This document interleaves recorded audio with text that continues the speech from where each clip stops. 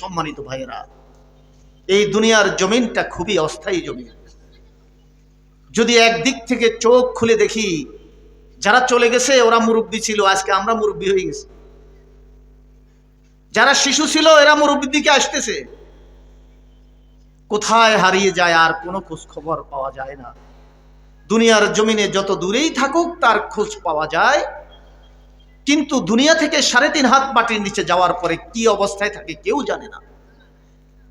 আজকে যে আমরা আলোচনা করছি, আমরা যে সালামটুকু দিয়েছি, এই মাইকের আওয়াজের ভিতরে যত মুর্দে গান রয়েছে, কবরস্থান রয়েছে, ওনারা কি শুনতে পাচ্ছে কি পায় নাই?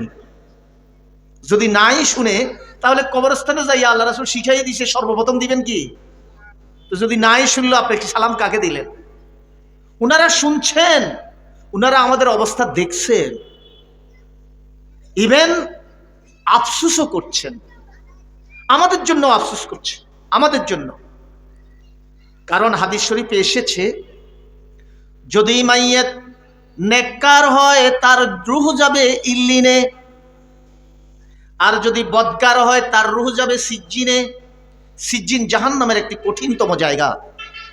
সেই জায়গায় গেলে তার দুনিয়ার আর কারো খবর নেওয়ার বা কারোর সাথে কথা বলার অবস্থা থাকবে না, নিজেই শাস্তি ভোগ করার জন্য বেহুশ অবস্থায় থাকবে, বেহাল অবস্থায় থাকবে। কিন্তু যারা নেককার ইল্লিনে যাবে, তারা পরবর্তী যদি আর বংশের আরেকজন মারা যায়, তার রূহের সাথে তার দেখা হবে। বলবেন না সুবহানাল্লাহ? দেখা হলে জিজ্ঞাসা করবে, ভাই দুনিয়াতে যে আমার অমুক বন্ধু ছিল, এই বন্ধুটা কই? এখনো কি আসেনি সে দুনিয়াতে? বলবে যে না, একবারে বয়স্ক হয়ে গেছে, বুড়ো হয়ে গেছে। আছে, এখনো দুনিয়াতে আছে। এটা হাদিসের কথা বলতেছি। এরপরে জিজ্ঞাসা করবে, আরেকজন অমুক যে ছিল উনি কোথায়? কেন, উনি তো আরো 6 মাস আগে মারা গেছে। আয় হায় হায়, উনি তো আমাদের এখানে আসে নাই, আমাদেরকে দাফন করলো, আমার জানাজাতে ছিল। এরপরেও কি সে শিক্ষা গ্রহণ করে নাই যে তারেও এখানে আসতে হবে? এরপরেও আমলটা ঠিক করে নাই? এরপরেও আল্লাহর কাছে তওবা করে এখানে আসার মতো ফুজি করে নাই? সে তো সিজ্জিনে চলে গেছে, আমার সাথে তার দেখা হচ্ছে না। আমরা কি ইল্লিনে যেতে চাই না সিজ্জিনে যেতে চাই?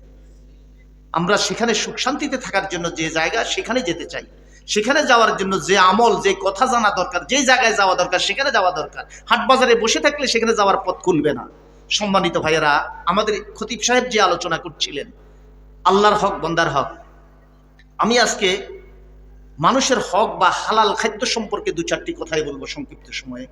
আমি যে কোরআন আয়াতটুকু আপনাদের সামনে তুলে ধরেছিলাম, আল্লাহ রাব্বুল আলামিন যে ঘোষণা দিচ্ছেন, ইয়া আইয়ুহাল্লাযীনা আমানু কুলু মিন তাইয়্যিবাত, হে আমার বান্দারা, হে ইমানদার বান্দারা, তোমরা হালাল খাদ্য খাও, পবিত্র খাদ্য খাও।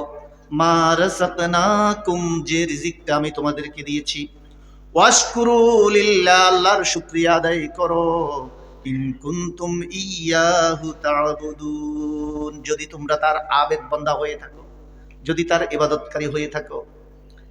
তাহলে আল্লাহর ইবাদত করার জন্য আমরা যদি আল্লাহর ইবাদতকারী হই, আমাদের খাওয়া হতে হবে কি? হালাল।